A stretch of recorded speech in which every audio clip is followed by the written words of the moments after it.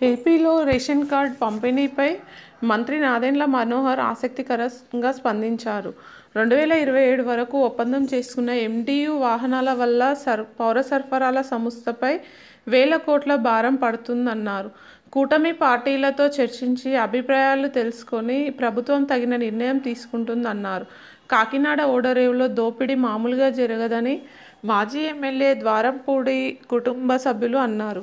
రైతులకు బకాయి ఉన్న ధాన్యాలను కూడా విడుదల చేశామన్నారు. ఆంధ్రప్రదేశ్లో రేషన్ పంపిణీపై పౌర సరఫరాల శాఖ మంత్రి నాదెండ్ల మనోహర్ కీలక వ్యాఖ్యలు చేశారు.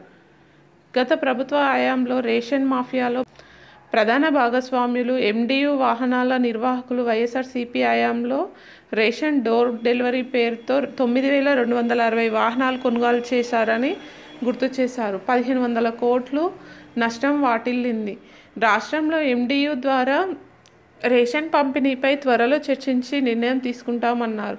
రేషన్లో భాగంగా పేదలకు అందజేసిన చక్కెర ప్యాకెట్లు, అంగన్వాడీలకు ఇచ్చే కందిపప్పు, నూనె ప్యాకెట్లు బరువు తక్కువగా ఉన్నాయని మంత్రి ఈ కారణంగా రాష్ట్ర వ్యాప్తంగా పంచదార, చక్కెర, నూనె తదితర ప్యాకెట్ల పంపిణీని నిలిపివేయాలని మంత్రి అధికారులను ఆదేశించారు. అలాగే ప్రస్తుతం నిలిపివేసిన పంచదార, బెల్లం, ఇతర వస్తువులను త్వరలో రేషన్ కార్డుదారులకు అందజేస్తామని మంత్రి తెలిపారు. రేషన్ విషయంలో అవినీతి లేకుండా చర్యలు తీసుకుంటామన్నారు. రేషన్ బియ్యం మాఫియాలో మాజీ ఎమ్మెల్యే ద్వారంపూడి చంద్రశేఖర్ రెడ్డి కుటుంబమే కీలకమని, భారీ అవినీతి జరిగిందని మనోహర్ అన్నారు. గత ప్రభుత్వంలో 5 ఏళ్లుగా కాకినాడ పోర్టు అక్రమ బియ్యం ఎగుమతులకు అడ్డంకిగా మారిందని ధ్వజమెత్తారు. రేషన్ మాఫియాను ఎట్టి పరిస్థితుల్లోనూ వదిలిపెట్టబోమన్నారు. కాకినాడ పోర్టు సమీపంలో ఇటీవల జరిగిన 159 కోట్ల విలువైన 35,404 టన్నుల బియ్యాన్ని సీజ్ చేసినట్లు మంత్రి తెలిపారు.